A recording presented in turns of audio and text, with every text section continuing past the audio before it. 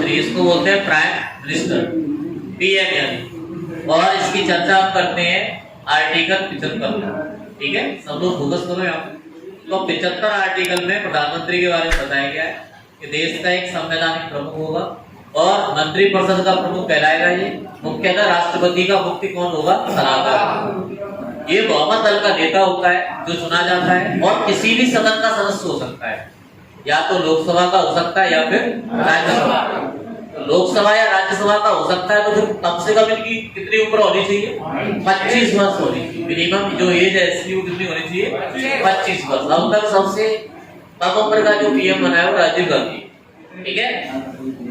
और वैसे पद का कार्यकाल कितना रहता है? 5 वर्ष। और इसके अलावा राष्ट्रपति चाहे तो फिर कितने भी सालों तक हो सकता। ठीक है, यहाँ पे कोई लिमिट नहीं है। जैसे कि मैंने कहा था ना, अमेरिका में राष्ट्रपति के पद की लिमिट है कि वहाँ 2 वर्ष ही चुना जाएगा, 2 बार लगातार, उसके बाद नहीं चुना जाएगा चाहे कितने भी हो गया। और यहाँ जब तक बुढ़ापा ना आए तब तक। तो राष्ट्रपति पीएम की सलाह पर नियुक्ति किन किन लोगों की करता है? महान्यायवादी, जिसे न्याय का पहला अधिकारी कहा जाता है, इसे शॉर्ट में एजीआई कहा जाता है। क्या कहा जाता है? Attorney general of India. दूसरा, नियंत्रक और महालेखा परीक्षक, जिसे controller auditor general of India कहा जाता है, कैग। इसकी भी नियुक्ति करता है राष्ट्रपति की सलाह। यूपीएससी के दोनों अध्यक्ष और उपाध्यक्ष की भी नियुक्ति करता है। और एससी एसटी ओबीसी जितने भी होते हैं तुम्हारे, उन सब के आयोग के जो अध्यक्ष होते हैं उनकी भी नियुक्ति कौन करता है? पीएम। इसकी सलाह पर करता है, यानी राष्ट्रपति इसी पीएम की मतलब सलाह पर इन सब पदों की क्या करता है? नियुक्ति करता है।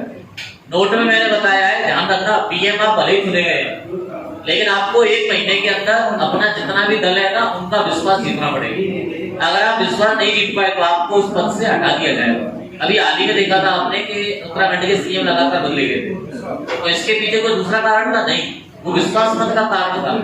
एक पीएम और सीएम को विश्वास मत हासिल करना पड़ता है अपने, जो भी चुनके जितने चुना है या जो भी विधायक है उनके उन्हें मतलब जो है उनका विश्वास जीतना पड़ता है। अगर उन्हें विश्वास मत हासिल नहीं कर पाए तो पद से हटना पड़ेगा, ये शर्त होती है जनता। तो 1 महीने में उन्हें विश्वास मत हासिल करना पड़ेगा।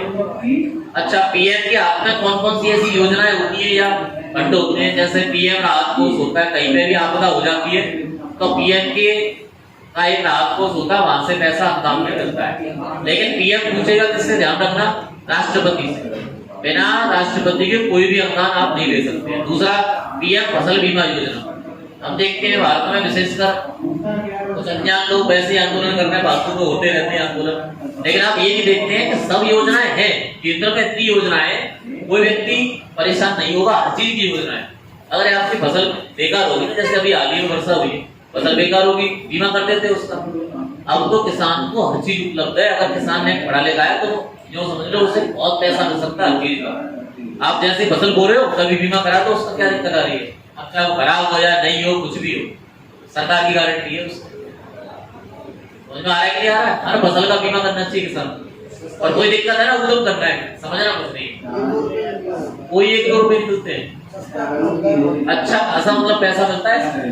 आप दिखा दो वहां पर अधिकारियों को, फसल बीमा बेकार हो गई, जांच होगी, पैसा मिल जाएगा, क्या दिक्कत आ रही है?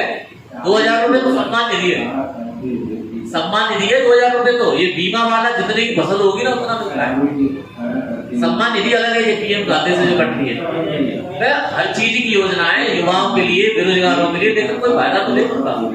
इतनी योजना अभी तक नहीं आई जो समझ लो सरकार, इतनी योजना है, लेकिन वो ये ना उद्यम करना है, उद्यम करना ज्यादा है। वेतन इसका 2,80,000 रुपए भाई वाले के हर चीज का। और ऐसे पीएम जो राज्यसभा के सदस्य रहे उनमें इंदिरा गांधी है, एच डी देवगौड़ा है और मनमोहन सिंह है, जो राज्यसभा के कभी क्या रहे थे? सदस्य रहे थे। तो अब तक 3 हो गए।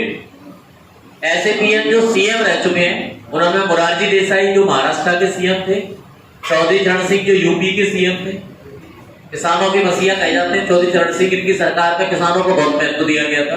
वीपी सिंह, विश्व प्रताप सिंह ये यूपी के सीएम रह चुके हैं, ठीक है। और पीवी नरसिम्हा राव, पामला वेंकट बोलते हैं, पामला वेंकट नरसिंह राव ये आंध्र प्रदेश के रह चुके हैं। एच डी देवगौड़ा ये कर्नाटक से थे और मोदी सब जानते ही गुजरात से, ठीक है।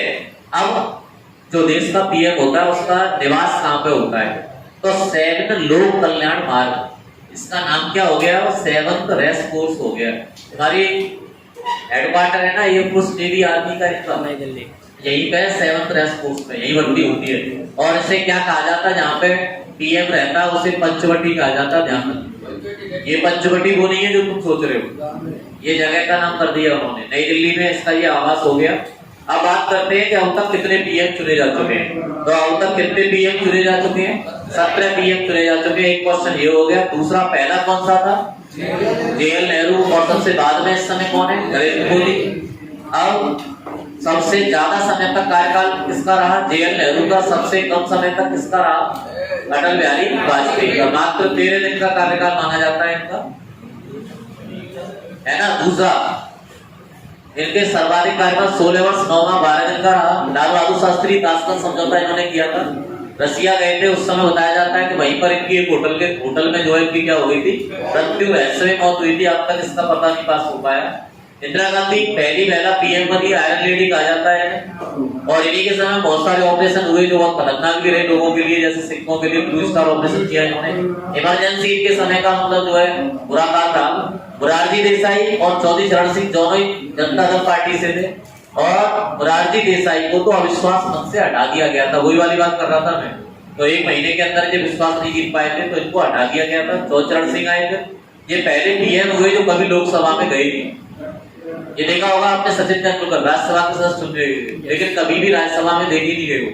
तो ऐसा होता है, नहीं गए जा रहे वो नहीं जा पा रहे। इंदिरा गांधी का दोबारा कार्यकाल आया है। राजीव गांधी, इसी दौरान जो है कि क्या कर दी गई थी, इंदिरा गांधी की हत्या कर दी गई थी। क्या कर दी गई थी, हत्या कर दी गई थी। इन्हीं के बॉडीगार्ड जो सिख था उसने इसकी क्या कर दी थी, इसकी जो है हत्या कर दी। राजीव गांधी 1984 से 89 का कार्यकाल माना जाता है इनका, और पीएम बनते समय विधानसभा के सदस्य थे ये, और सबसे अब तक के सबसे कम उम्र के पीएम माने जाते हैं। और तमिलनाडु में पेराम्बदूर में एक मानव बम द्वारा इनकी हत्या कर दी गई। माला पहनाई जा रही थी, जब उड़ा दिया गया था। 1992 की घटना है, जगह का नाम ध्यान रखना, पूछी गई है कई बार। यहाँ पेराम्बदूर में एयरफोर्स का स्टेशन भी है, ध्यान रखना। 1992 बीबीसी 89 से 90 विश्वास मत प्राप्त करने में ये भी क्या रहे, असफल रहे, कि मतलब बन तो गए थे पीएम लेकिन विश्वास नहीं जीत पाए ये। तो वही वाली बात है, फिर इनको जो है बाद में हटना पड़ा। चंद्रशेखर, पीवी नरसिम्हा राव, अटल बिहारी वाजपेयी सबसे कम समय के लिए पीएम बनने वाले। वैसे पहले पीएम हो गए थे अटल बिहारी वाजपेयी। इन्हीं की याद में सुशासन दिवस मनाया जाता है। कौन सा दिवस मनाया जाता है, सुशासन दिवस मनाया जाता है 25 दिसंबर। ठीक है। एक कवि भी थे, जबरदस्त कवि भी थे, राजनीतिक नेता थे, एस डी देवगौड़ा, 1996-97 का समय माना जाता है। और ये जनता दल के नेता थे। इंद्र कुमार गुजराल, ये भी जनता दल के नेता थे। फिर दोबारा कार्यकाल आया अटल बिहारी वाजपेयी जी का, जो लखनऊ से जीते। फिर डॉक्टर मनमोहन सिंह जो असोम से जीते। वही नरेंद्र मोदी 2014 से इनका अब तक का शासन रहा है। और ये गुजरात के सीएम भी रह चुके कितनी बार, 5 कितनी बार, 5 नहीं 4 बार सीएम रह चुके हैं, और वाराणसी क्षेत्र से जीत करके आए। तो अब तक का इन सभी पीएमओ का कार्यकाल रहा है। ठीक है। वैसे पीएम की जो सैलरी है 80 होती है पूरी, और प्रधानमंत्री मुख्य देखा जाए तो संरक्षक जो केंद्र का होता है वो राष्ट्रपति होता है, और मुख्य लेकर देखा जाए बहुमत दल का जो नेता होता है वो कौन होता है, पीएम। पीएम अपनी मंत्रिपरिषद के अनुसार कार्य करता है। कोई भी डिसीजन लेना है वो राष्ट्रपति से पूछे। तो ये आप आज आपने क्या पढ़ा, पूरा प्रधानमंत्री पढ़ा। ठीक है। जय हिंद। जय हिंद कमांडोज, वंदे मातरम, भारत माता की जय।